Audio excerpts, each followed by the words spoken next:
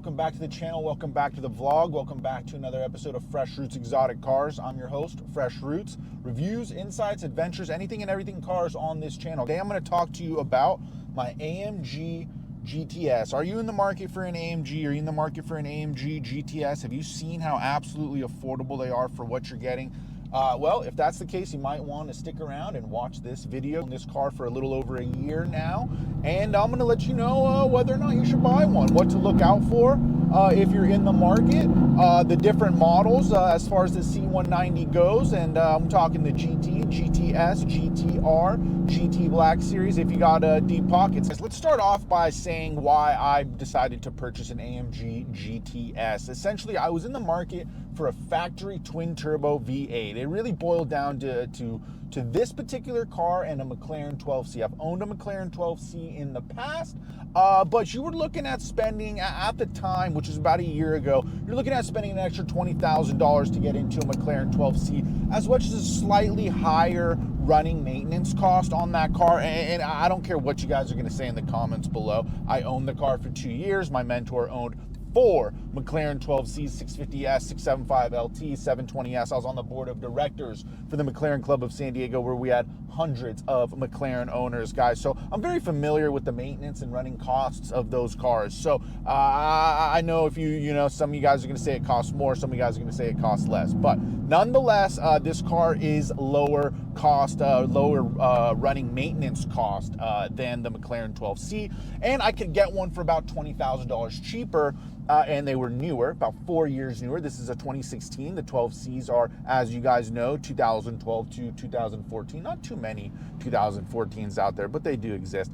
Nonetheless, so I decided to go with the AMG GTS, guys. It was a nice platform. I was looking to build a car. I wasn't looking just to go purchase a car right out of the gate. If that was the case, if the case was I was looking to just go purchase a car out of the gate, the McLaren 12C would probably be a better choice. It's a well-rounded car. For 100 grand, you get yourself a supercar that's extremely track capable with not too much of a running cost, and you don't have to do anything to it. Keep it stock and it's totally fine. But I wanted to grow this YouTube channel. I wanted to do some modifications. I wanted to share that with you guys. I wanted to share that journey of building a car with you guys here on YouTube. So that's what made me decide on the AMG GTS, guys. And to be honest with you, after a year, I could not be more stoked. I think the car is fantastic. The build has gone absolutely perfect, and I mean perfect. There has not been one issue with this build, you guys. It's fallen together quite flawlessly. I'm on a stage 2 tune right now. Ooh. Look at those shift lights. We got to go kind of easy. It's a low speed limit out here, but the shift lights are super cool. I got a lot of these modifications on this car that I've wanted on a car for many years. So it was fun to do the downpipes. It was fun to go stage 2 and get a tune and talk with the different companies and kind of do that. So this is a great car to do that, and it also is a great car stock. I'm a part of a C190 group on Instagram, over 100 members, anything from the GT to the GT Black Series, guys, and we all love the cars. Some guys on there that are stock, some guys are lower, some guys have the wide body kit, a couple guys have a GT Black Series. It's all a matter of preference, and I think that's what's cool about this car is that it's got a lot of options. You can customize it kind of how you want, and that's another reason why I went with the GTS and didn't go with a GTR or a GTR Pro or something like that, and definitely why I didn't go with the GT, because they don't even have that right there, which is a race mode. The GT base series does not have a race mode, but there's a couple of them floating around right now for like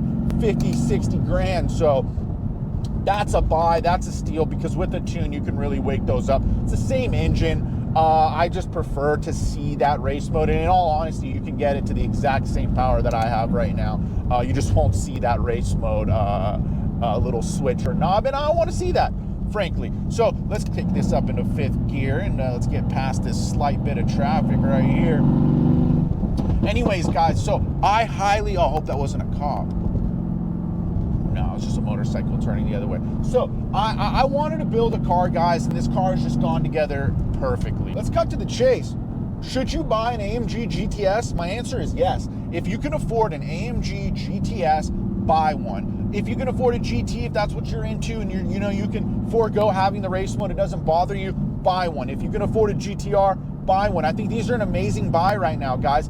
Now, when I say that, when you get into the GTRs and the GTCs and some of the later model even GTSs, they start to get pretty expensive. So they can get over 100 grand real quick. I do not recommend purchasing one. I don't think I could personally justify buying a stock GTC, even a GTR or GTR Pro, or even a GTS that's like a later model. I even had a pal that had just a base GT. It had the digital dash, it had some of the digital buttons right here, but it was over 100 grand.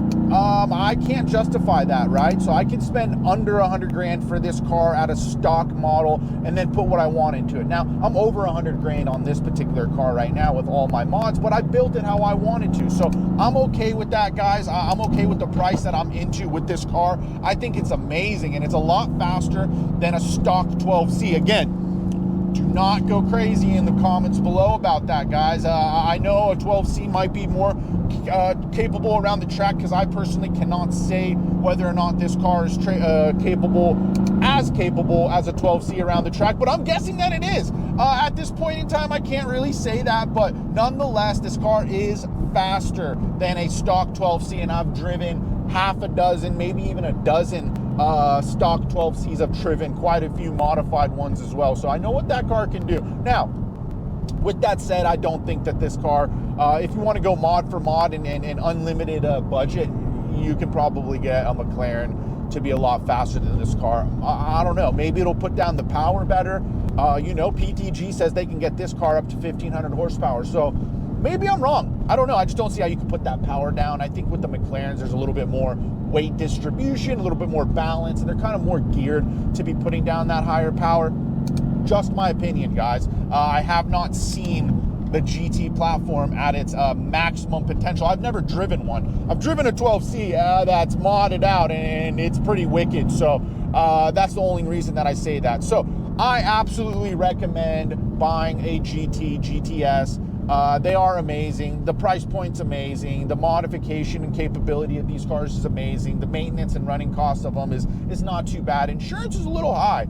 I'm not going to lie to you. I'm spending a little over a couple $100 a month on this thing on insurance, but that's to be expected. You're going to spend the same price for anything in this caliber. I actually inquired about a 12C with my insurance recently, and it looks like the price has gone up. When I owned one a couple years ago, I was spending $200 a month. Right now, it looks like I'll spend about $250 to $300 a month, depending on what policy I want for a McLaren 12C.